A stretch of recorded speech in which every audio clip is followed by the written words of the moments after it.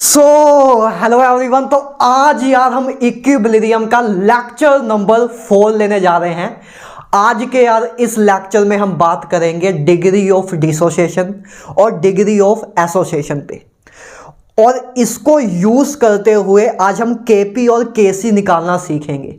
जो मैंने आपको लेक्चर नंबर 2 में बोला था कि आज लेक्चर नंबर 4 में हम एडवांस वाली बातें करेंगे, वो आज लेक्चर आ गया है। राइट, ये लेक्चर आप कह सकते हो केमिकल इक्विलिब्रियम का वन ऑफ द मोस्ट अच्छा लेक्चर है। अच्छा लेक्चर मींस कि इसको माना जाता है कि ये केमिकल इक्विलिब्रियम का one of the tough topic है। फिर बोल रहा हूं, माना जाता है। कुछ भी नहीं है इस टॉपिक में, बिल्कुल हलवा टॉपिक है।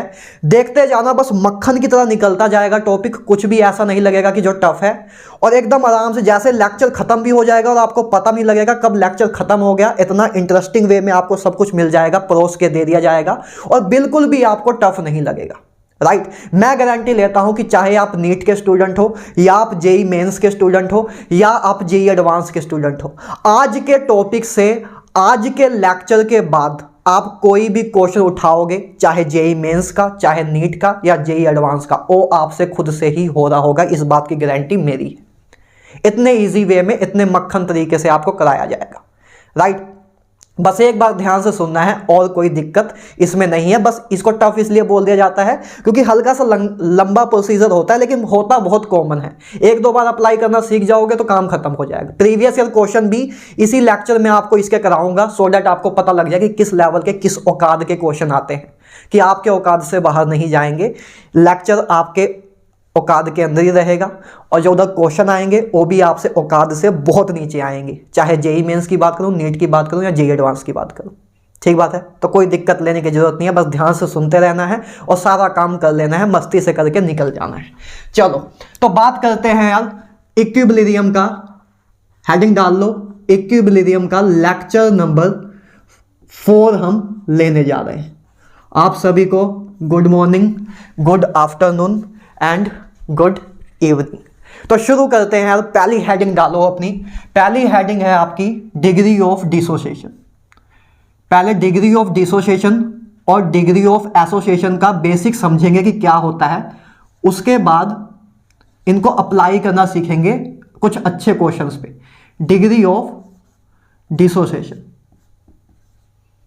Degree of dissociation,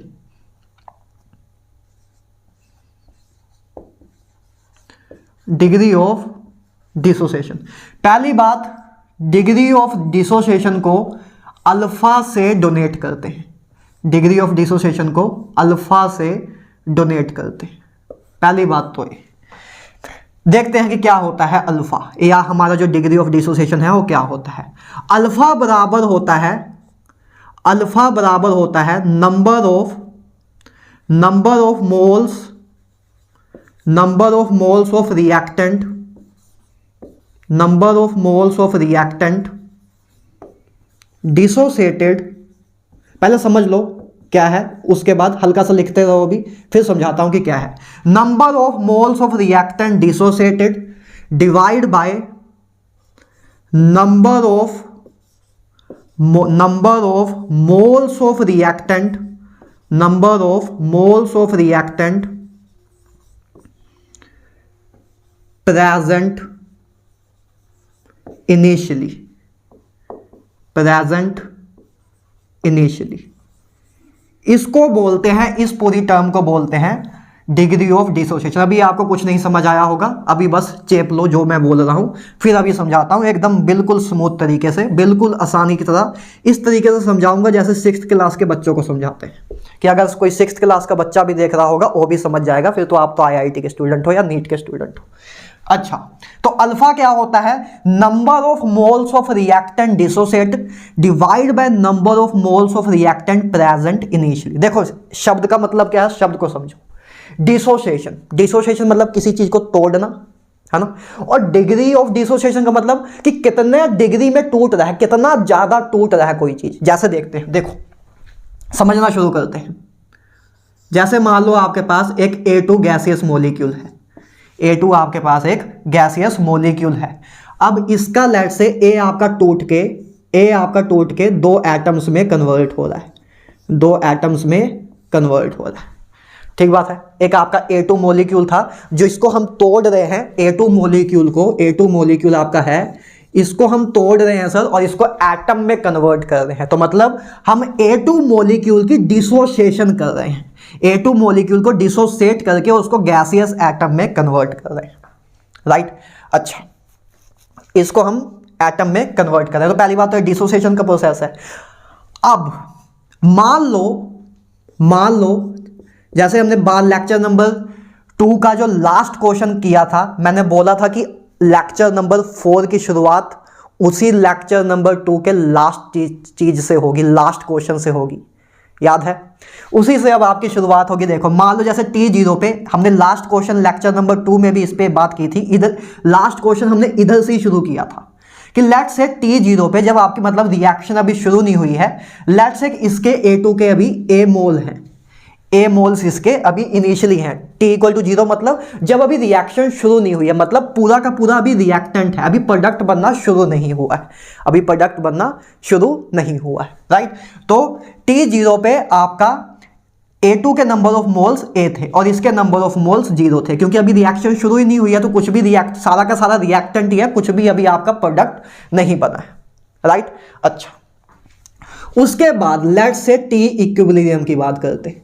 T equilibrium के जब इस A2 और 2A के बीच में एक इक्विलिब्रियम स्टेबलाइज हो गया, आपके सारी थ्योरीज के बारे में पता है कि पहले स्टार्टिंग में रिएक्टेंट ही होता है, रिएक्टेंट से धीरे धीरे प्रोडक्ट बनना शुरू होता है, जैसे जैसे प्रोडक्ट की मात्रा इंक्रीज होती है वैसे वैसे जैसे जैसे प्रोडक्ट की मात्रा इंक्रीज होती है वैसे वैसे डायरेक्ट आपकी जो रिएक्शन है वो रिवर्स डायरेक्शन में भी आना शुरू हो जाती है और एक टाइम के बाद इक्विलिब्रियम आ जाता है, राइट। और इक्विलिब्रियम एक ऐसी स्टेज होती है रिवर्सिबल रिएक्शन की जहां पे rate of A forward reaction rate of A backward reaction के बराबर होती है। बिल्कुल बेसिक बात, लेक्चर नंबर 2 लेक्चर नंबर 1 दोनों में बात कर चुके हैं बहुत आराम से, राइट। अच्छा, तो T0 पे मान लो इनिशियली आपका इसके आपके पास A मोल थे और स्टार्टिंग में तो ये प्रोडक्ट बना ही नहीं था इनिशियली, तो ये आपका 0 मोल था। अब T इक्विलिब्रियम पे मान लो कि जब इक्विलिब्रियम आ गया A2 और 2A के बीच में, मतलब पहले A2 से आपका 2A बना और एक टाइम के बाद इनके बीच में इक्विलिब्रियम आ गया।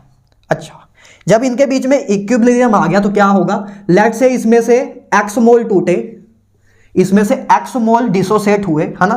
तो देखो इसके 1 मोल से इसके 2 मोल बनते हैं, 1 मोल A2 से 2 मोल A बनते हैं, है ना, स्टाइकोमेट्री से दिख रहा है। अच्छा, तो अगर इसके पास इनिशियली A मोल थे और जब इक्विलिब्रियम स्टेबलाइज हुआ तो इसमें से X मोल टूटे, इसमें से X मोल टूटे थे, A में से X टूट के आपका 2A बना था, है ना। A2 मॉलिक्यूल जो कि आपका A मोल प्रेजेंट था उसमें से X मोल टूट के आपका 2A बना दिया गया, ठीक बात है। अच्छा, अब आपको पता है कि 1 मोल A2 से आपका 2 मोल A बनता है, तो अगर X मोल A2 टूटे हैं तो कितने मोल हमारे 2A बनेंगे, हमारा A कितना बनेगा, 2X बनेगा सर। क्या इतनी बात क्लियर है? यही सेम बात हमने लेक्चर नंबर 2 के लास्ट क्वेश्चन में आपको समझाई थी। क्या ये बात क्लियर है? अगर आप देख के आए हो लेक्चर नंबर 2 तो कोई नवी बात हम नहीं सीख रहे हैं, ना मेरा इतना टाइम देना बनता है इसमें, लेकिन फिर भी वापस फ्लो शुरू कर रहे हैं और मैं भी कोई लेक्चर नंबर 2 की जगह सीधा कंगारू की तरह लेक्चर नंबर 4 में कूदा हुआ हो तो उसको भी कोई दिक्कत ना हो। सिंपल सी बात इतनी है यार कि आपका A2 और 2A के बीच में इक्विलिब्रियम है। इनिशियली आपके लेट्स से रिएक्टेंट के A मोल थे, क्योंकि इनिशियल स्टेज पे बात हो रही है तो उस टाइम कुछ प्रोडक्ट बना नहीं था, तो ये आपका 0 था।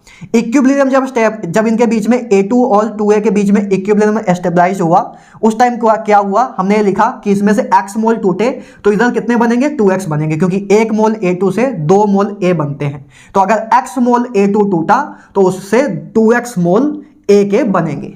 इतना अभी हमने सिंपल लिखा है, ठीक बा, क्लियर बा इतना। चलो आगे चलिए, तो इतना काम हो गया हमारा, है ना, इतना काम हमारा हो गया। अब अल्फा अब क्या होगा हमारा, अल्फा देखो अब हमारा क्या होगा। अल्फा हमारा क्या था सर कि number of moles of reactant dissociate, कि रिएक्टेंट के कितने मोल डिसोसिएट हो गए divide by number of moles of reactant present initially, divide by number of moles of reactant present initially. मतलब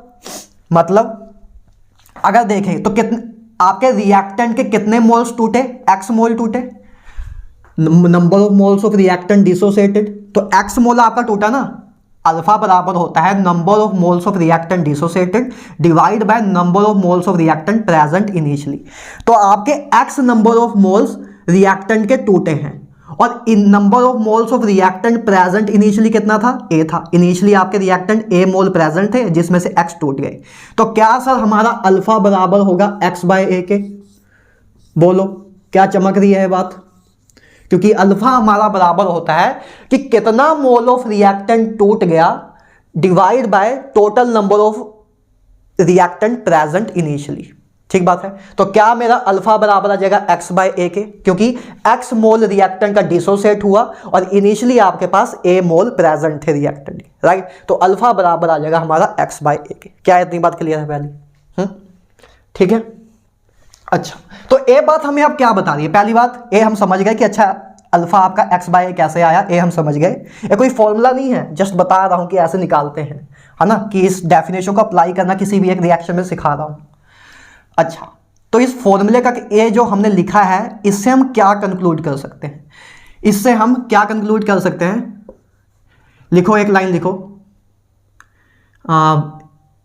ऐसे कैसे लिख लोगे आप? विच मीन्स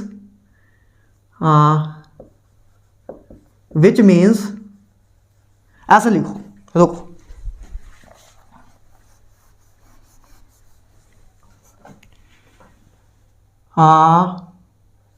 it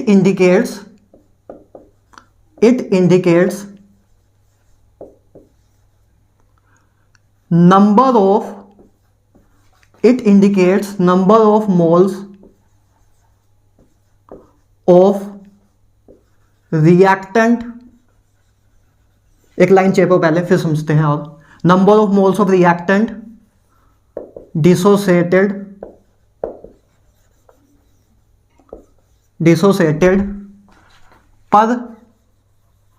पर मोल यानी कि 1 मोल ऑफ रिएक्टेंट। सर आपको अल्फा की वैल्यू से क्या मिलेगा? आपको अल्फा की वैल्यू से क्या मिलेगा? देखो अल्फा क्या आपको बताता है कि कितने मोल्स ऑफ रिएक्टेंट डिसोसिएट हुए पर मोल ऑफ ए रिएक्टेंट, हमें यही बताता है। अल्फा की वैल्यू हमें क्या बताती है? ए सर हमें ए इंडिकेट करती है कि कितने number of moles of reactant टूट गए पर मोल ऑफ रिएक्टेंट, मतलब एक मोल के रिस्पेक्ट में कितने नंबर ऑफ मोल हमारे रिएक्टेंट के टूट गए, ए हमें अल्फा की वैल्यू बताती है ना।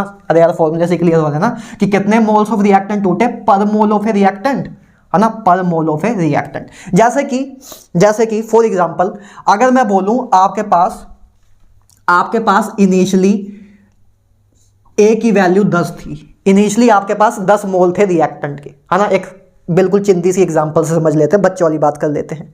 मान लो आपके पास रिएक्टेंट के इनिशियली 10 मोल थे। अब इनिशियली आपके पास रिएक्टेंट के 10 मोल थे और वो धीरे धीरे प्रोडक्ट में कन्वर्ट होना शुरू हुआ, मतलब A2 आपका 2A में कन्वर्ट होना शुरू हुआ, तो रिएक्टेंट आपका प्रोडक्ट में कन्वर्ट होना शुरू हुआ। और जैसे जैसे प्रोडक्ट का अमाउंट बढ़ता गया वैसे वैसे एक टाइम के बाद आपके रिवर्स में आपकी रिएक्शन शुरू हो गई और एक टाइम के बाद इनमें एक इक्विलिब्रियम आ गया रिएक्टेंट और प्रोडक्ट के बीच में, राइट। लेट्स से मैं बोल देता हूं कि x की वैल्यू 4 है, कि मतलब इनिशियली आपके पास सर 10 मोल ऑफ रिएक्टेंट थे जिसमें से आपके 4 मोल ऑफ रिएक्टेंट टूट के आपका प्रोडक्ट बना रहा है, जिसमें से 4 मोल ऑफ रिएक्टेंट आपके डिसोसिएट होके प्रोडक्ट बना रहे हैं। ठीक बात है। मैंने एक सिंपल सा एक केस लिया है कि मान लो आपके पास 10 मोल, क्योंकि आपको नंबर से ज़्यादा अच्छे से समझ आएगा इसलिए समझा रहा हूँ, राइट, कि मान लो आपके पास 10 मोल ऑफ रिएक्टेंट इनिशियली थे। इससे समझाने की आपको कोशिश कर रहा हूँ, आपका माइंड सेट बना रहा हूँ कि ऐसे अल्फा उल्फा से आपको थोड़ा दिमाग में हो जाता है ना कि एक्स ए सब, एक इसलिए नंबर ले रहा हूँ कि नंबर से जल्दी समझ आएगा आपको, है ना। देखो मान लो कि इनिशियली आपके पास रिएक्टेंट के 10 मोल थे जिसमें से 4 मोल रिएक्टेंट के डिसोसिएट होके आपका प्रोडक्ट बना रहे हैं, तो हमारी अल्फा की वैल्यू क्या आ जाएगी सर? अल्फा की वैल्यू क्या आ जाएगी? Number of moles of reactant dissociated divide by number of moles of reactant present initially. तो क्या सर हमारी अल्फा की वैल्यू 0.4 आ जाएगी? क्या मेरी अल्फा की वैल्यू 0.4 आ जाएगी सर? अब ए जो अल्फा मेरा 0.4 आया, 0.4 आया, ये मुझे क्या बता रहा है? अब कुछ समझ आएगा। ये जो मैंने, चलो फॉर्मूला भाड़ में जाए, जो ये सब हमने करके निकाल लिया तो ठीक है, निकाल लिया। मैं कह रहा हूं कि अल्फा 0.4 आया, इस 0.4 को देख के आपके दिमाग में क्या जा रहा है? क्या कुछ दिमाग में इंफॉर्मेशन भी स्टोर हो रही है कि बस एक वैल्यू है, कुछ अंदर फील नहीं है आपके? समझ रहे हो? इस अल्फा 0.4 को देख के क्या आपके अंदर कुछ फील आ रहा है? नहीं आ रहा है तो अभी आएगा। देखो, अल्फा हमें क्या इंडिकेट करता है? ए सर इंडिकेट करता है कि कितने मोल्स ऑफ रिएक्टेंट डिसोसिएट हो गए पर मोल ऑफ रिएक्टेंट, कि एक मोल ऑफ रिएक्टेंट के कंपैरिजन में एक मोल ऑफ रिएक्टेंट में से कितने मोल्स आपके रिएक्टेंट डिसोसिएट हो गए। ए हमें बताता है क्या? अल्फा। मतलब अगर अल्फा आपका 0.4 है, दैट मीन्स ए हमें ए बता रहा है कि 4 मोल, ऐसा लिखते हैं कि अल्फा अगर 0.4 है तो हमें ए बता रहा है कि 0.4 mole of reactant, 0.4 mole of reactant dissociated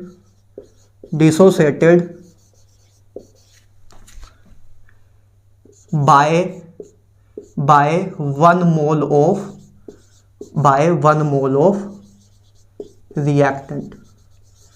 क्या सर ये बात हमें समझ आ रही है कि अल्फा 0.4 हमें ए बता रहा है कि 0.4 moles of reactant, 0.4 mole of reactant टूट रहा है एक मोल ऑफ रिएक्टेंट से, एक मोल ऑफ रिएक्टेंट से 0.4 मोल ऑफ रिएक्टेंट टूट रहा है। देखो क्यों?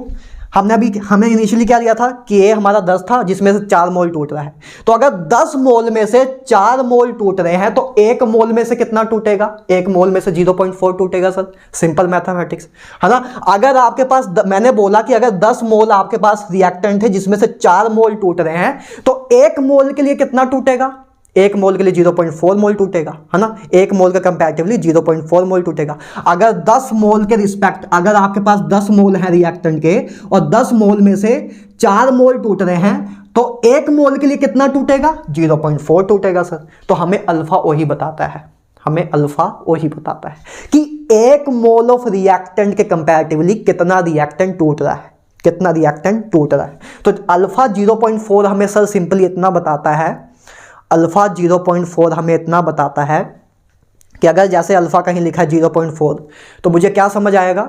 आपके दिमाग में पिक्चर आनी चाहिए कि एक मोल ऑफ रिएक्टेंट के कंपैरेटिवली, एक मोल ऑफ रिएक्टेंट के कंपैरेटिवली आपका 0.4 मोल रिएक्टेंट टूट रहा है, राइट। मतलब 0.4 मोल ऑफ रिएक्टेंट डिसोसिएट हो रहा है पर मोल ऑफ ए रिएक्टेंट के। ये आपको पता लगता है अल्फा 0.4 से। अब समझ आ गया है ना कि आपको बोला हुआ वो किसी क्वेश्चन में कि आपके पास ए की वैल्यू 10 है, मतलब नंबर ऑफ इनिशियली आपके पास 10 मोल ऑफ रिएक्टेंट है जिसमें से 4 मोल ऑफ रिएक्टेंट आपके टूट गए। तो आपको जो अल्फा आया इस केस में वो 0.4 आया। ये 0.4 आपको ये जो सब, चलो ठीक है आप कर लोगे, एक बार सिखा दूंगा कर लोगे, लेकिन इस 0.4 से आपके दिमाग में इमेज क्या जाए? आपके दिमाग में सर इमेज यही जानी चाहिए कि अगर अल्फा 0.4 है दैट मींस व्हाट मींस कि 0.4 मोल्स ऑफ रिएक्टेंट डिसोसिएट हो रहे हैं एक मोल ऑफ रिएक्टेंट के द्वारा, कि एक मोल ऑफ रिएक्टेंट 0.4 मोल को तोड़ रहा है। एक मोल ऑफ रिएक्टेंट में से 0.4 मोल टूट रहे हैं। 10 मोल में से अगर 4 मोल टूट रहे हैं तो एक मोल में से 0.4 मोल टूटेंगे। एक मोल में से कितने मोल टूट रहे हैं वो हमें बताता है अल्फा। मतलब अल्फा की वैल्यू जो 0.4 है ये हमें बताता है कि एक मोल में से कितने मोल टूट रहे हैं, एक मोल ऑफ रिएक्टेंट में से कितने मोल टूट रहे हैं। बात क्लियर है? ठीक है, सारी बात क्लियर है। अच्छा ठीक है, तो ए तो हमारा अल्फा का या डिग्री ऑफ डिसोसिएशन का बेसिक है कि अल्फा होता है हमारा कि number of moles of reactant dissociate divide by number of moles of reactant present initially, है ना, कि कितने मोल्स ऑफ रिएक्टेंट टूट रहे हैं पर मोल ऑफ ए रिएक्टेंट, पर mole of a reactant present initially, right. तो उसके अकॉर्डिंग हमने थोड़ा मैथमेटिकली भी समझ लिया कि हमारे पास रिएक्शन थी T0 पे, मान लिया लेट से हमारे पास ए नंबर ऑफ मोल्स थे तो प्रोडक्ट 0 होगा T0 पे। इक्विलिब्रियम पे मान लेते हैं कि इसमें से x मोल टूट गए, इसमें से x मोल टूट गए, तो इसमें से अगर x टूटे, एक मोल से 2 मोल बनता है, एक मोल A2 से 2 मोल A एटम बनते हैं, तो अगर x मोल इसमें से टूटे तो 2x इधर बनेगा, है ना। 1 मोल से 2 मोल बनता है, तो x मोल इधर से टूटे तो 2x बनेगा, तो 2x बनेगा। तो हमने लिखा टी इक्विलिब्रियम पे नंबर ऑफ मोल्स लिख दिए, है ना। अब अल्फा क्या होता है, अल्फा हमारा बराबर होता है number of moles of reactant dissociated number divide by number of moles of reactant present initially. तो मींस कितने मोल्स टूटे रिएक्टेंट के, x टूटे। इनिशियली आपके पास कितने थे, a थे, तो अल्फा आपका आ गया x बाय a। आगे मैंने आपको एक चिंदी सी एग्जांपल लेके समझाया कि लेट्स से मान लो कि आपके पास इनिशियली 10 मोल प्रेजेंट है। जस्ट एक न्यूमेरिकली आपको समझाने की कोशिश की है कि अल्फा की वैल्यू से आपके दिमाग में क्या इंफॉर्मेशन आनी चाहिए, इसलिए जस्ट मैंने कोई भी एक रैंडम केस लिया है कि मान लो ए की वैल्यू 10 है, मतलब number of moles of reactant initially आपके पास 10 मोल थे, 10 मोल आपके पास 10 बोरी आपके पास रिएक्टेंट था, जिसमें से 4 बोरी रिएक्टेंट खत्म हो गया प्रोडक्ट बनाने में, है ना। 10 मोल ऑफ हमारे पास रिएक्टेंट था जिसमें 4 मोल आपका टूट गया प्रोडक्ट बनाने में। अच्छा, तो अल्फा क्या हो जाएगा, 4 डिवाइड बाई 10 दैट मीन्स 0.4। और ये 0.4 से हमें क्या पता लगना चाहिए, हमारे दिमाग में क्या इंफॉर्मेशन जानी चाहिए, क्योंकि आपके दिमाग में पिक्चर ही क्लियर नहीं होती। आप अल्फा निकाल तो दोगे 0.4, लेकिन कंसेप्चुअली आपके दिमाग में नहीं है। तो आपको अगर कंसेप्चुअली सोचना पड़ जाए उन क्वेश्चन में, जिन क्वेश्चन में जेई नीट में आए हुए, तो आप नहीं फंस जाओगे, उधर फंस जाओगे। तो पता होना चाहिए कि अल्फा की वैल्यू निकाल तो ली, इसका मतलब क्या है। इसका मतलब इतना ही है कि अगर अल्फा की वैल्यू 0.4 आई तो इसका मतलब इतना ही है कि 1 मोल ऑफ रिएक्टेंट में से 0.4 मोल ऑफ रिएक्टेंट टूट रहा है। क्योंकि वैसे भी सिंपली देखें कि अगर 10 मोल में से 10 मोल ऑफ रिएक्टेंट में से 4 मोल ऑफ रिएक्टेंट टूटता है, तो 1 मोल में से कितना टूटेगा, 0.4। और जो 1 मोल में से कितना टूटेगा वही हमें बताता है अल्फा। अल्फा हमें क्या बताता है कि 1 मोल में से 1 मोल ऑफ रिएक्टेंट में से कितना रिएक्टेंट आपका टूटा, 1 मोल ऑफ रिएक्टेंट में से कितना रिएक्टेंट आपका टूटा, ये आपका अल्फा बताता है। ठीक है, 3-4 बार रिपीट कर चुका हूं, आई होप 6th क्लास का बच्चा होगा उसको भी समझ आ गया होगा। ठीक, अच्छा चलो ठीक है, इतना ठीक है, क्लियर है, सारी बातें हमें क्लियर है कि अल्फा की वैल्यू से हमारे दिमाग में क्या आना चाहिए, कैसे निकालते हैं, थोड़ा बहुत ये भी क्लियर। इसको तो अभी और आगे अच्छे से देखेंगे और अच्छे से प्रैक्टिस करेंगे। मेन बात अभी इस लेक्चर में आपको, मतलब इस पार्ट में, इस स्लाइड में ये समझाना था। पहली बात तो अल्फा होता क्या है ये समझाना था, और दूसरी बात जब अल्फा निकाल लो, जब आपने अल्फा निकाल लिया कि अल्फा 0.4 आया जैसे, तो उससे आपके दिमाग में क्या इंफॉर्मेशन आनी चाहिए, आपके दिमाग में इंफॉर्मेशन आनी चाहिए कि अल्फा अगर जैसे लेट से अल्फा 0.8 है, तो आपके दिमाग में इंफॉर्मेशन क्या जानी चाहिए कि 1 मोल ऑफ रिएक्टेंट में से 0.8 मोल टूट जाता है। अल्फा 0.8 से आपको इतना पता लग रहा है बस, राइट, क्लियर है, ठीक बा, ठीक है ना। अच्छा, पहली बात तो ए।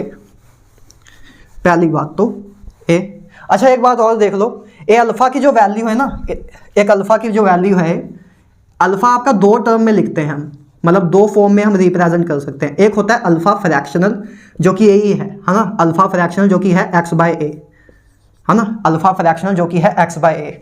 एक हम अल्फा को परसेंटेज में भी लिखते हैं, एक अल्फा को परसेंटेज में भी लिखते हैं। तो ये जो इधर से जो आपकी वैल्यू आएगी, इस चीज़ से इस तरीके से जो आप निकालते हो, ये आपकी एक फ्रैक्शनल वैल्यू आएगी अल्फा की। अब अल्फा को कभी कभी परसेंटेज में भी, आपको जेई और नीट के क्वेश्चन में परसेंटेज में भी दिया होता है कि अल्फा 40%, अल्फा 40%। तो अगर यार आपको फ्रैक्शन में वैल्यू दी है तो उसकी परसेंटेज तो आप निकाल ही लोगे, है ना। अरे यार, परसेंटेज कैसे निकालते हैं, अल्फा परसेंटेज बराबर होगा क्या, x बाय ए इंटू 100 के। फ्रैक्शनल वैल्यू को 100 से मल्टीप्लाई कर देंगे तो क्या सर हमारा आंसर परसेंटेज में आ जाएगा, क्या हमारा आंसर परसेंटेज में आ जाएगा। तो अल्फा को 2 वे में रिप्रेजेंट किया जाता है, एक उसकी फ्रैक्शनल वैल्यू के वो फॉर्म में भी आपको दिया हो सकता है, और आपको परसेंटेज के फॉर्म में भी दिया हो सकता है। देखो एक बात और इधर से समझ लो, मान लो आपको अल्फा, अगर आपको क्वेश्चन जेई नीट के क्वेश्चंस में अल्फा अगर लेट से 0.4 दिया हुआ है, फिर तो कोई दिक्कत नहीं, फ्रैक्शन में दिया हुआ है। लेकिन अगर अल्फा फ्रैक्शन की जगह परसेंटेज में दिया हो, कि जैसे अल्फा आपका 40% दिया है, अल्फा आपका 40% दिया हुआ है, तो आपका जो काम का आएगा, जो न्यूमेरिकल सोल्व करते हुए काम में आएगा, वो फ्रैक्शनल वैल्यू ही काम में आएगी। न्यूमेरिकल सोल्व करने में इसी का काम आएगा। मतलब इसका मतलब क्या, इसका मतलब बबुआ है कि अगर आपको जेई और नीट के क्वेश्चन में अल्फा परसेंटेज में दिया हुआ हो तो उसको फ्रैक्शन में कन्वर्ट कर लेना पहले, क्योंकि अब वो क्वेश्चन में देंगे कि क्वेश्चन में परसेंटेज में दे देंगे, तो सबसे पहले उसको फ्रैक्शन में कन्वर्ट कर लेना चुप करके। फ्रैक्शन में कन्वर्ट कैसे करोगे? अगर फ्रैक्शन को परसेंटेज में करना होता है तो 100 से मल्टीप्लाई करते हैं, और अगर परसेंटेज को फ्रैक्शन में कन्वर्ट करना हो तो 100 से डिवाइड करते हैं। तो 100 से अगर 40 को 100 से डिवाइड कर दोगे 0.4 आ जाएगा, है ना। तो अगर आपको जेई और नीट के क्वेश्चन में अल्फा अगर आपको परसेंटेज में दिया तो पहले उसको फ्रैक्शन में कन्वर्ट कर लेना, फिर क्वेश्चन को सोल्व करना, जो मैं अभी आपको आगे सिखाऊंगा कि कैसे सोल्व करना है। क्लियर है? ठीक है, अच्छा चलो अब इरेज करते हैं, अब इरेज करते हैं। चल भाई चल।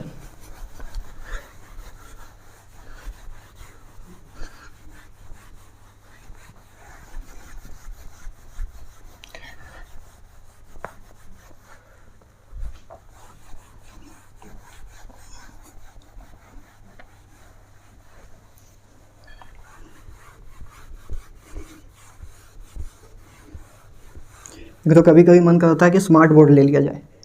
उसमें दो दिक्कत हैं बस। पहली बार तो मज़ा नहीं आएगा, ऑथेंटिसिटी मुझे वाइट बोर्ड में ही लगती है, फील वाइट बोर्ड में ही आता है कि हाँ पढ़ रहे हैं, और स्टूडेंट को भी लगता है कि हाँ पढ़ा रहे हैं, उसमें थोड़ा सा अलग सा हो जाता है। और दूसरी बात, पैसा भी नहीं बा ये भी दिक्कत है।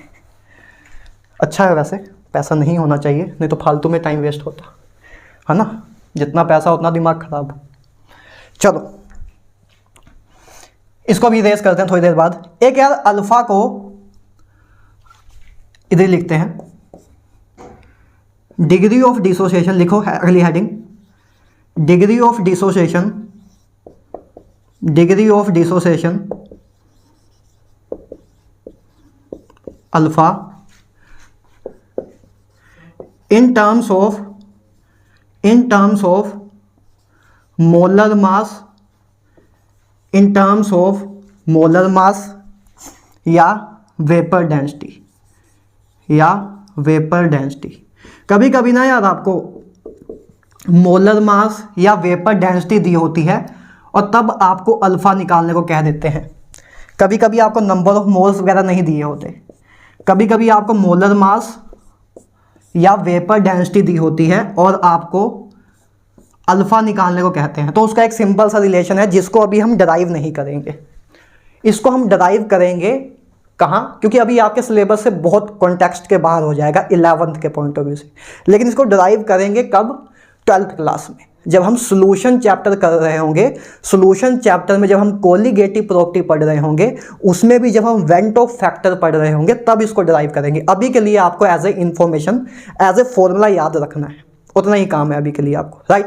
अच्छा देखो क्या है फॉर्मूला, फॉर्मूला चेपो। फॉर्मूला है सर कि अल्फा बराबर होता है M theoretical minus M O. अभी लिखो मैं बताता हूँ क्या है सब कुछ। M theoretical minus M observed, molar mass theoretical minus molar mass observed divide by N minus 1 M O, है ना। इसको वेपर डेंसिटी के फॉर्म में भी लिख सकते हैं। आपको पता है, मैं मोल कंसेप्ट में आपको करा चुका हूं कि वेपर डेंसिटी सर आपका बराबर होता है मोलर मास डिवाइड बाय 2 के।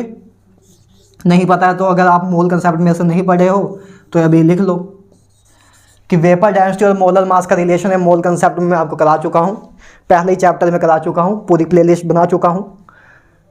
मोल कंसेप्ट को जेईई एडवांस तक करा चुका हूँ खत्म पहले ही। जो करके आए उनके लिए तो रद्दी सा फॉर्मूला है, इस पे प्रैक्टिस भी हम कर चुके हैं। वेपर डेंसिटी सर आपका बराबर होता है मोलर मास डिवाइड बाय 2 के, राइट। अच्छा तो अगर आप चाहो तो इसी के फॉर्मूले को, पहली बात तो ये फॉर्मूला है, अभी मैं बताता हूँ क्या है सारा। इसी फॉर्मूले को चलो पहले इसको समझ लो। इसमें एमटी क्या है सर? इसमें एमटी है आपका थोरेटिकल मोलर मास, इसको बोलते हैं theoretical molar mass, theoretical molar mass, theoretical molar mass, theoretical molar mass इसको बोलते हैं। एमटी को हमारा क्या बोलते हैं? थोरेटिकल मोलर मास, या कैलकुलेटेड मोलर मास भी बोल सकते हो। कैलकुलेटेड मोलर मास जिसको हम खुद से कैलकुलेट करते हैं, कैलकुलेट या थोरेटिकल मोलर मास। और एमओ क्या है सर? एमओ है हमारा ऑब्जर्व्ड मोलर मास। एमओ क्या है? ऑब्जर्व्ड या एक्सपेरिमेंटल मोलर मास, ऑब्जर्व्ड या एक्सपेरिमेंटल मोलर मास, ए आपको दिया होगा खुद ही क्वेश्चन में, एक्सपेरिमेंट उधर करने थोड़ा बैठोगे, एक्सपेरिमेंटल वैल्यू तो दी होगी आपको। ए है आपका एक्सपेरिमेंटल ऑब्जर्व्ड या एक्सपेरिमेंटल मोलर मास। अभी समझ आएगा सब कुछ। एन क्या है सर? एन है आपका number of moles of product, number of moles of gaseous product लिख दो, नंबर ऑफ ज़्यादा अच्छा रहेगा, number of moles of gaseous product per mole of, पर number of moles of gaseous product पर वन मोल ऑफ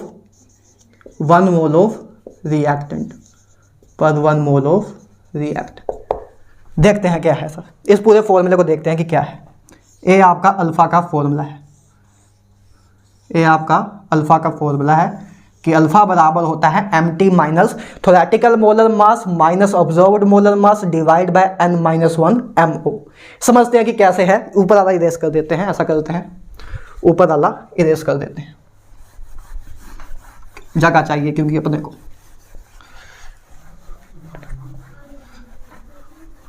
जगह ही तो चाहिए, किसी को ज़मीन चाहिए, किसी को किसी के दिल में जगह चाहिए, किसी को कुछ चाहिए, है ना। जगह की तो मारा मारी है, किसी को पैसे के लिए, किसी को मोहब्बत के लिए, कि नहीं। अरे सर क्या याद दिला दिए, दुखती नस पे हाथ रख दिए सर। बहुत ट्राई कर रहे हैं कि जगह बना लें किसी के दिल में, लेकिन नहीं हो रहा है सर, क्या करें सर। कोई बात नहीं, वक्त आएगा सब हो जाएगा, अभी पढ़ लो। चलो देखो यार कैसे अब इसको अप्लाई करेंगे। जैसे देखो पहली बात एन समझो, पहली बात क्या है, जैसे पी मान लो कोई एक नॉर्मल रिएक्शन लिख रहा हूँ, एक reversible reaction, let's say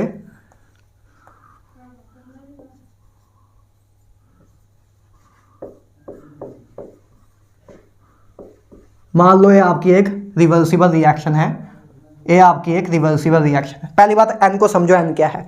N है सर हमारा number of moles of gaseous product per 1 mole of reactant. 1 mole of reactant से आपको कितने मोल ऑफ गैसियस प्रोडक्ट मिल रहे हैं। तो आप देखोगे क्या इसके लिए एन की वैल्यू 2 होगी, क्या इस रिएक्शन के लिए एन की वैल्यू 2 होगी, क्योंकि 1 मोल ऑफ रिएक्टेंट से आपको 2 मोल प्रोडक्ट के मिल रहे हैं, 1 मोल इसके 1 मोल इसके, राइट। तो इसकी एन की वैल्यू 2 होगी। इसी तरह चाहो तो एक और ले लो, चलो N2O4 2NO2, इसके बीच में इक्विलिब्रियम में लेट से मान लो। इसके लिए भी क्या एन की वैल्यू क्या होगी, इसके लिए 1 मोल ऑफ रिएक्टेंट से कितने मोल ऑफ प्रोडक्ट मिल रहे हैं उसको बोलते हैं एन, उसको हमने बोला एन। तो इस 1 मोल ऑफ रिएक्टेंट से आपको 2 मोल ऑफ प्रोडक्ट मिल रहे हैं, तो इसके लिए भी एन की वैल्यू 2 है, इसके लिए भी एन की वैल्यू 2 है। मतलब एन क्या होता है सर, एन हमारा बताता है, एन हमें एन की वैल्यू में क्या लेनी है, आपको एन की वैल्यू दी नहीं होगी, आपको खुद रिएक्शन देके पता, आपके दिमाग में खुद सोचिए कि एन की वैल्यू क्या होगी। रिएक्शन दी होगी आपको, तो रिएक्शन दी होगी, तो रिएक्शन देख के आपको खुद एन की वैल्यू कंक्लूड करनी होगी कि एन क्या होता है कि 1 मोल ऑफ रिएक्टेंट कितने मोल ऑफ प्रोडक्ट देता है। तो जैसे इधर देखें, 1 mole of reactant 1 mole of PCl5, 1 mole PCl3 का, 1 मोल Cl2 का दे रहा है, तो टोटल 2 मोल ऑफ प्रोडक्ट दे रहा है 1 मोल ऑफ रिएक्टेंट से, तो n की वैल्यू 2। इस केस में भी देखें तो 1 mole of N2O4 2 mole of product दे रहा है, तो मतलब 1 मोल रिएक्टेंट कितने मोल ऑफ प्रोडक्ट देता है उसको बोलते हैं n की वैल्यू। तो इस केस में भी n की वैल्यू 2 आ गई, ठीक बात है। अच्छा, अब जैसे मान लो क्वेश्चन आ गया, जैसे मान लो क्वेश्चन आ गया, इस रिएक्शन के लिए क्वेश्चन लिख रहा हूं, इसके लिए क्वेश्चन ले लेते हैं, राइट। मान लो इस रिएक्शन के लिए आपको ऑब्जर्व्ड मास दिया हुआ है, ऑब्जर्व्ड मोलर मास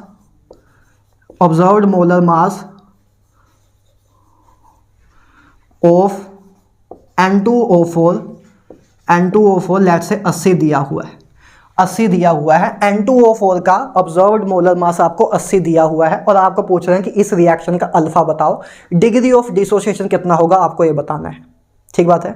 अच्छा, तो इस केस में आपको ना नंबर ऑफ मोल्स दिए हैं, है ना, नंबर ऑफ मोल्स वगैरह कुछ दिए नहीं हुए हैं, इसमें आपको मोलर मास दिया हुआ है, तो मतलब यही वाला फॉर्मूला लगेगा सर, है ना, यही वाला फॉर्मूला आपका लगेगा। अच्छा, तो देखो कैसे लगाएंगे इस फॉर्मूले को, अप्लाई करना सिखा रहा हूँ आपको। तो आपको N2O4 का ऑब्जर्व्ड मोलर मास दिया है, मतलब आपको सर m0 की वैल्यू दी हुई है 80, ऑब्जर्व्ड मोलर मास की वैल्यू आपको दी हुई है, और m थ्योरेटिकल निकाल सकते हो आप। m थ्योरेटिकल कैसे निकालेंगे, m थ्योरेटिकल बराबर होगा m थ्योरेटिकल ऑफ N2O4 क्या होगा, है ना, इसी का तो ऑब्जर्व्ड मोलर मास और थ्योरेटिकल मोलर मास निकालना है, डिग्री ऑफ डिसोसिएशन इसी का तो निकालना है कि रिएक्टेंट कितना टूटता है, उसी को तो बोलते हैं डिग्री ऑफ डिसोसिएशन, है ना, कि एक मोल ऑफ रिएक्टेंट से कितना मोल ऑफ हमें प्रोडक्ट, एक मोल ऑफ रिएक्टेंट में से कितना टूटता है, एक मोल ऑफ रिएक्टेंट ले तो उसमें से कितना मोल टूटेगा, उसी को बोलते हैं degree of dissociation, right.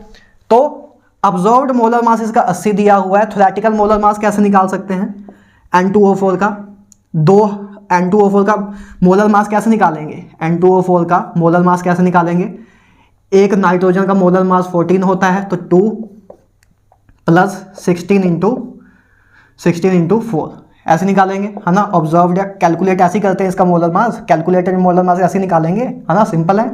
28 plus 64, तो 64 तो 92 आया सर हमारे पास थ्योरेटिकल मोलर मास, 92 आ गया हमारे पास, इधर लिख देता हूँ, 92 आ गया थ्योरेटिकल मोलर मास, जो या कैलकुलेटेड मोलर मास भी बोल सकते हो। आपको ऑब्जर्व्ड मोलर मास ही बस दिया होगा, बाकी सब कुछ m थ्योरेटिकल और n आपको खुद निकालना होगा, उसके बाद अल्फा तो निकाल ही लोगे अगर फॉर्मूला याद है, राइट। तो m ऑब्जर्व्ड आपको खुद देखो, पहली बात ये भी कंसेप्चुअली भी समझ लो थोड़ा बहुत कि इसका मोलर मास 92 है, लेकिन इसका ऑब्जर्व्ड मोलर मास मतलब एक्सपेरिमेंट से देखा गया तो 80 क्यों आया, आना तो 92 ही चाहिए था, क्यों आया होगा, मतलब इसका ऑब्जर्व्ड मोलर मास कम क्यों आ रहा है, इसका ऑब्जर्व्ड मोलर मास कम क्यों आ रहा है, सोच पा रहे हो कुछ। हाँ देखो N2O4 आपका, क्योंकि N2O4 का कुछ पार्ट आपका NO2 में कन्वर्ट हो गया है, N2O4 का कुछ पार्ट आपका NO2 में कन्वर्ट हो गया है, और NO2 का मोलर मास क्या होता है, नाइट्रोजन डाइऑक्साइड का मोलर मास क्या होता है 14 प्लस 32, है ना, तो आपका 46। तो आपका कुछ मोल ऑफ रिएक्टेंट है आपका प्रोडक्ट में कन्वर्ट हो गया है, और रिएक्टेंट का मोलर मास ज़्यादा था 92 था, जो प्रोडक्ट बन रहा है उसका मोलर मास कम है। तो दैट मीन्स आपका जब डिसोसिएशन रिएक्शन हो रही है, जो हो रही है उसमें जो थ्योरेटिकल मोलर मास है वो ऑब्जर्व्ड मोलर मास से ज़्यादा क्यों है, और मतलब जब हम ऑब्जर्व करें, जब एक्सपेरिमेंट से देख रहे हैं, जब हम एक्सपेरिमेंट किया हमने, तब हमने जब इसका मोलर मास देखा तो वो आना वैसे 92 चाहिए था, लेकिन आया 80, कम क्यों आया, क्योंकि N2O4 का कुछ पार्ट आपका NO2 में कन्वर्ट हो गया है ना, N2O4 का कुछ पार्ट आपका NO2 में कन्वर्ट हो गया है, इसलिए उसका मोलर मास कम हो जाएगा ना, जितना आना चाहिए था उससे कम आएगा, क्योंकि उसका कुछ पार्ट टूट गया है NO2 में, NO2 का मोलर मास 46 है, बहुत कम है N2O से। तो N2O4 का कुछ पार्ट आपका एक ऐसी चीज में टूट गया है जिसका मोलर मास कम है, NO2 में टूट गया है, तो इसलिए उसका ऑब्जर्व्ड मोलर मास कम आता है, समझ रहे हो। अच्छा, वैसे ना भी समझाता तो अब भी कोई दिक्कत नहीं थी, इतना अंदर तक नहीं जाएंगे आपके लिए। तो आपको क्वेश्चन में बस इतना ही दिया था, एक रिएक्शन दी थी और इसका observed molar mass of N2O4 दिया था, और आपसे अल्फा पूछ रहे थे, तो अब बस आपको यही फॉर्मूला लगाना है। तो अल्फा क्या आ जाएगा सर आपका, अल्फा आ जाएगा m थ्योरेटिकल आपका निकाल दिया आपने 92, m ऑब्जर्व्ड आ गया आपका 80 डिवाइड बाय n-1, n की वैल्यू क्या होगी, इधर 2 होगी, 2 - 1, और m ऑब्जर्व्ड आपने 80 निकाल लिया, तो क्या आ जाएगा 92 माइनस 80 12, ये तो 1 हो जाएगा, डिवाइड बाय 80, तो 4 से काट सकते हैं, तो 3 20, 3/2 1.5 डिवाइड बाय 10, तो 0.15, तो अल्फा सर आपका आ गया 0.15। और अगर आपसे परसेंटेज में पूछा होता, अगर ऑप्शन आपके परसेंटेज में दिए होते तो 15% लगा देते। मान लो 4 ऑप्शन नीट में आए होते, यही क्वेश्चन आया होता जेईई या नीट में, और आपको 4 ऑप्शन दिए होते, alpha equal to 15 degree, alpha equal to 15%, alpha equal to 25%, alpha equal to 30%, alpha equal to 45%, तो अल्फा इक्वल टू 15% आप आंसर लगा देते, या फ्रैक्शन में पूछा तो फ्रैक्शन में ढूंढ लेते ऑप्शन, राइट। ठीक है, तो ऐसा यार एक फॉर्मूला अगर आए और इसी फॉर्मूले को आप चाहो तो वेपर डेंसिटी के फॉर्म में भी लिख सकते हो, इसी फॉर्मूले को आप चाहो तो वेपर डेंसिटी के फॉर्म में भी लिख सकते हैं, है ना। आपको पता है vapour density molar mass divide by 2 के होता है, तो मतलब इधर अगर पुट कर दें, है ना, इधर पुट करेंगे vapour density divide by 2, theoretical vapour density divide by 2, इधर पुट करेंगे observed vapour density divide by 2, इधर वापस observed vapour density divide by 2, तो 2 से 2 तो नीचे ऊपर कट ही जाएगा, बचेगा क्या, फाइनली आएगा ये भी कि जहां जहां m है बस उधर उधर डेंसिटी वाली टर्म लिख दो, वेपर डेंसिटी वाली टर्म लिख दो। फॉर्मूला बिल्कुल सेम क्या वैसे ही रहेगा, क्योंकि वेपर डेंसिटी सर आपका ऑब्जर्व्ड मोलर मास के डायरेक्टली प्रोपोर्शनल है, तो वेपर डेंसिटी के टर्म में भी फॉर्मूला आपका ऐसा ही आएगा, सेम इसी फॉर्मेट का, बस जहां आपका m है उसको आप d से रिप्लेस कर सकते हो। इधर dt क्या है, theoretical vapour density, d note है आपके ऑब्जर्व्ड वेपर डेंसिटी, n तो आपका अभी भी वही है, राइट। तो फॉर्मूला दो, क्योंकि ऑब्जर्व्ड मोलर मास वेपर डेंसिटी और मोलर मास का एक कॉमन रिलेशन है कि वेपर डेंसिटी मोलर मास के डायरेक्टली प्रोपोर्शनल है, और अगर वैल्यू वाइज बात करें तो vapour density molar mass by 2 के बराबर है। तो इसमें m थ्योरेटिकल की वैल्यू पुट करोगे, m थ्योरेटिकल बराबर होगा dt बाय 2 के, m नोट बराबर होगा d नोट बाय 2 के, और m नोट बराबर होगा d नोट बाय 2 के, तो 2 से 2 कट ही जाएगा, बाद में फाइनल आएगा ही। तो degree of dissociation in term of A molar mass और वेपर डेंसिटी का फॉर्मूला है, राइट। कि अगर आपको क्वेश्चन में वेपर डेंसिटी दी हो, थ्योरेटिकल वेपर डेंसिटी या ऑब्जर्व्ड वेपर डेंसिटी या ऑब्जर्व्ड मोलर मास और या थ्योरेटिकल मोलर मास, और तब आपको अल्फा निकालने को कहें, तो आप बस ये फॉर्मूला याद रखना और चुप करके निकाल देना। ऑब्जर्व्ड मोलर मास या ऑब्जर्व्ड वेपर डेंसिटी आपको क्वेश्चन में दी होगी, थ्योरेटिकल मोलर मास आप निकाल सकते हो बहुत आसानी से, है ना, जिस भी का निकालना होगा वो निकाल सकते हो, राइट। n की वैल्यू आपको रिएक्शन देख के समझ आ जाएगी, उसके बाद इसमें पुट करोगे, आंसर आप निकाल लोगे। क्लियर है, ठीक है। चलो आगे चलते हैं, ठीक है ना, चलें। चलो, फील आ जाता है मुझे कि कब समझ आ गया है कि कब नहीं, और मुझे फील आ गया है कि मेजर लोगों को समझ आ गया है, जो 1-2 मेरी तरह होंगे जिनको थोड़ा सा लेट समझ आता है, तो थोड़ा सा वापस पीछे जाके वापस 1 बार 2 बार देखते ही हैं, है ना। जो जिनको थोड़ा सा कम समझ आता है या 2 बार देखने में समझ आता है, होते हैं ना कुछ मेरी तरह ही, मुझे भी ऐसे होता है, कोई दिक्कत नहीं है, तो आप 2 बार देख लिया करो जिसको अगर थोड़ा सा हो लगे। बाकी मैं खुद ही 2-3 बार रिपीट कर देता हूँ, तो ये दिक्कत उनको भी कम आती होगी जिनको पहली बार में समझ नहीं आता है ना। और उसको कोई दिक्कत नहीं है, उसका कोई लोड नहीं लेना है कि हमें यार 2-3 बार देखने में समझ आता है, मुझे भी ऐसा होता था, तो कोई लोड वाली बात नहीं है, नहीं सोचना कि दिमाग कम है हमारा, है ना। बस हाँ, लेकिन ये बात भी होती है जिनको 2-3 बार देखने के बाद समझ आता है, तो उनको जब समझ आता है तो भयंकर समझ आता है कि उसके बाद तो निचोड़ के रख देते हैं वो, ऐसा भी होता है ना। तो कोई दिक्कत नहीं हो, आपकी स्ट्रेंथ है, कमजोरी नहीं है।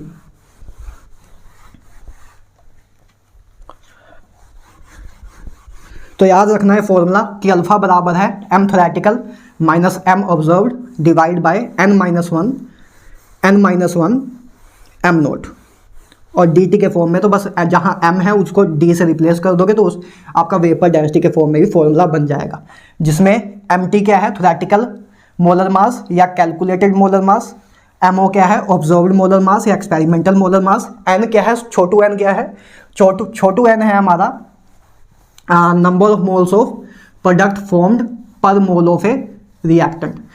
1 मोल ऑफ रिएक्टेंट से कितने मोल ऑफ प्रोडक्ट मिलते हैं, जैसे PCl5 के 1 मोल से 2 मोल आपके गैसियस प्रोडक्ट मिल रहे थे, N2O4 के 1 मोल से 2 मोल NO2O मिल रहे थे, तो मीन्स हमारा n की वैल्यू 2 है।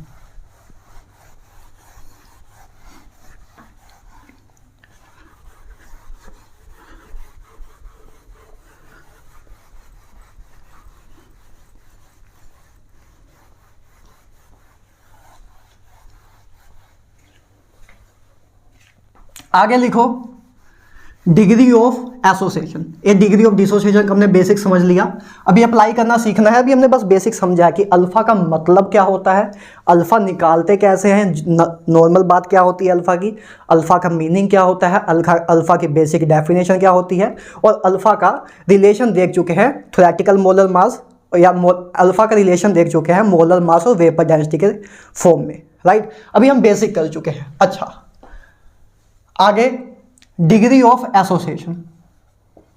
डिग्री ऑफ एसोसिएशन, पहली बात, डिग्री ऑफ एसोसिएशन और डिग्री ऑफ डिसोसिएशन के लिए सिंबल एक कॉमन यूज किया जाता है, अल्फा ही। ऐसा नहीं है कि डिग्री ऑफ डिसोसिएशन के लिए कुछ अलग सिंबल यूज किया जाता है, डिग्री ऑफ एसोसिएशन के लिए कुछ अलग सिंबल यूज किया जाता है। दोनों के लिए सिंबल सेम ही यूज किया जाता है ना, दोनों को अल्फा से डोनेट किया जाता है, डिग्री ऑफ डिसोसिएशन को भी, डिग्री ऑफ एसोसिएशन को भी।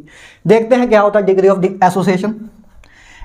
देखो, डिसोसिएशन का मतलब क्या होता है, तोड़ना, एसोसिएशन का मतलब जोड़ना, है ना, एसोसिएशन का मतलब जोड़ना, कॉमन वर्ड है दोनों यार। डिसोसिएशन का मतलब तोड़ना, एसोसिएशन का मतलब जोड़ना, है ना। अच्छा,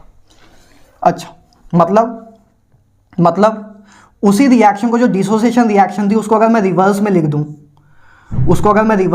क्या तो मेरी एसोसिएशन रिएक्शन बन जाएगी सर, है ना। क्या है मेरी एसोसिएशन रिएक्शन हो जाएगी कि दो एटम्स, दो ए वाले एटम आपस में एसोसिएट होके A2 मॉलिक्यूल बना रहे हैं, है ना। दो एटम्स आपस में एसोसिएट होके A2 मॉलिक्यूल बना रहे हैं, या दो मॉलिक्यूल्स आपस में एसोसिएट होके दो मॉलिक्यूल का एक डाइमर बना रहे हैं। डाइमर मतलब कि दो मॉलिक्यूल आपस में मर्ज होके एक मॉलिक्यूल बनाए। डाइमर का मतलब होता है, देखो दो शब्द आते हैं इधर से, डाइमर, है ना, डाइमराइजेशन, ट्राइमराइजेशन, ज़्यादातर इधर तक ही रुकते हैं। वैसे तो पॉलीमराइजेशन भी हो सकता है, जितने मर्जी कर लो, क्वाड्राइजेशन भी कर सकते हो, लेकिन इन जनरल आपके सिलेबस के पॉइंट ऑफ व्यू से दो ही आते हैं, डाइमराइजेशन, ट्राइमराइजेशन, इधर तक ही रुकते हैं मेजर केस में। डाइमराइजेशन का मतलब क्या होता है कि जब दो मॉलिक्यूल आपस में कंबाइन होके, दो मॉलिक्यूल्स आपस में कंबाइन होके कोई चीज़ बना रहे हो, तो ये डाइमराइजेशन का प्रोसेस है। जब तीन एटम कंबाइन होके कोई एक चीज़ बना रहे हैं, A3 बना रहे हैं, तो इसको ट्राइमराइजेशन बोलते हैं, है ना, इसको ट्राइमराइजेशन बोलते हैं। ठीक है। अच्छा, तो पहली बात तो ये हमारी एसोसिएशन है, अल्फा की वैल्यू क्या होगी एसोसिएशन के लिए, देख लेते हैं। सेम वही करना है। T0 पे मान लो इसके A मोल थे, इसके 0 मोल थे, है ना, इसके 0 मोल थे। T इक्विलिब्रियम पे मान लेते हैं कि इसमें से X टूटा, इसमें से रिएक्टेंट में से X टूटा, तो कितना प्रोडक्ट बनेगा। स्टाइकोमेट्री के अकॉर्डिंग देखो, अगर इसके 2 मोल होते हैं, इसके जब 2 मोल होते हैं तो इसका 1 मोल बनता है, इसके 2 मोल से इसका 1 मोल बनता है। तो इसमें से अगर X मोल टूटे हैं, A में से अगर X मोल टूटे हैं, मतलब X मोल टूटे नहीं है, एक्चुअल में उल्टा बोल रहा हूँ, इसमें से X मोल यूज हुए हैं एसोसिएशन करके A2 बनाने में, है ना। X मोल यूज हुए हैं एसोसिएशन में, X मोल यूज टूटे नहीं है ना, टूटे तो डिसोसिएशन में, X मोल इसमें यूज हुए हैं एसोसिएशन करने में, है ना। ए बोलेंगे हम, ज़्यादा करेक्ट ए है, ज़्यादा करेक्ट क्या, करेक्ट ये है। ये नहीं बोल सकते कि X टूटा है, हम ये बोलेंगे कि X मोल यूज हुए हैं A के A2 बनाने में, है ना, X मोल यूज हुए हैं एसोसिएशन करने में। अच्छा, तो इसके 2 मोल से इसका 1 मोल बनता है, तो इसका अगर X मोल यूज हुआ है तो इसका कितना बनेगा, X/2 बनेगा ना। अब X/2 बनेगा। जब हमारा डिसोसिएशन का केस था,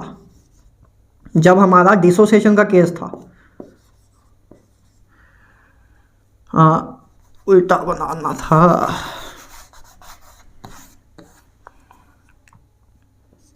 जब हमारा डिसोसिएशन का केस था तो हमारा A0 A-X इधर 2X आता था, क्योंकि इधर 1 मोल से 2 मोल बन रहा था, इधर 1 मोल से 2 मोल बन रहा था, इसलिए 2X आ रहा था, 2 मल्टीप्लाई में हो रहा था। इधर 2 मोल से 1 मोल बन रहा है। एसोसिएशन में यही होता है ना एक्चुअल में, कि इधर नंबर रिएक्टेंट में ज़्यादा होते हैं, प्रोडक्ट में कम होता है नंबर ऑफ मोल, स्टाइकोमेट्री कम होती है एसोसिएशन में, है ना, क्योंकि 2 या 2 से ज़्यादा चीज़ें मिलके एक कोई चीज़ बना दी होती है, तो प्रोडक्ट में तो स्टाइकोमेट्री कम ही होगी ना। तो इस केस में, डिसोसिएशन के केस में 1 मोल से 2 मोल बना था, इसलिए X टूटेगा तो 2X बनेगा। लेकिन इस केस में 2 मोल से, एसोसिएशन के केस में 2 मोल से 1 मोल बन रहा है, तो मतलब अगर X एसोसिएशन में पार्टिसिपेट कर रहा है तो X/2 आपका बनेगा, है ना। 2 मोल A के आपका 1 मोल A2 का बनाते हैं तो X मोल A के आपके X/2 मोल्स A2 के बनाएंगे। सिंपल बात है यार, है ना। X/2 मोल A2 के बनाएंगे, ठीक है। अच्छा, तो अल्फा क्या होगा, डिग्री ऑफ एसोसिएशन क्या होगा। डिग्री ऑफ एसोसिएशन सिंपली वही होगा जैसे डिग्री ऑफ डिसोसिएशन होता था। डिग्री ऑफ डिसोसिएशन क्या होता था, number of moles of reactant dissociated divide by number of moles of reactant present initially. तो इसमें भी बस वही होगा, number of moles of reactant associated divide by total number of reactant present initially. तो कितने number of moles of reactant associate हो गए, X मोल एसोसिएशन में पार्टिसिपेट कर लिए तो number of moles of reactant associated, है ना, number of moles of reactant associated divide by number of moles of reactant present initially divide by A। तो इसका भी आया तो सेम मैथमेटिकली चीज देखने में सेम लग रही है, लेकिन एसोसिएशन अलग चीज है, डिसोसिएशन अलग चीज है ना। इसमें अगर देखें तो A चीज इधर X/2 है, इधर A 2X है ना। चाहे मैथमेटिकल फॉर्मेट देखने में सेम लग रहा है लेकिन दोनों चीजें तो अलग अलग है ना। दोनों की अगर इक्विलिब्रियम पे मोल्स की बात करें तो इधर A माइनस X टूटा तो X/2 बन रहा है, इधर 2X बन रहा है ना। अल्फा चाहे देखने मैथमेटिकली सेम दिख रहा है लेकिन मीनिंग तो अलग अलग है ना। एक में चीजें टूट रही हैं, एक में चीजें एसोसिएट हो रही हैं, ठीक है। तो इसका भी अल्फा X/2 X/A आया। अच्छा, जैसे हमने डिग्री ऑफ डिसोसिएशन का फॉर्मूला निकाला था मोलर मास या वेपर डेंसिटी के टर्म में, इसका भी फॉर्मूला होता है जो कि होता है m theoretical minus m observed divide bye, बस उधर n लिखते थे इधर 1/n लिखते हैं, बस इतना ही फर्क है, बाकी कोई फर्क नहीं है। इसी को चाहो तो dt के फॉर्म में भी लिख सकते हो, dt minus d0 divide by 1 minus n d0। इधर n क्या है, बाकी शब्दों का आपको पता ही है कि mt क्या होता है, mo क्या होता है। n क्या है, इधर n लिखो, number of moles of reactant, number of moles of reactants associated to form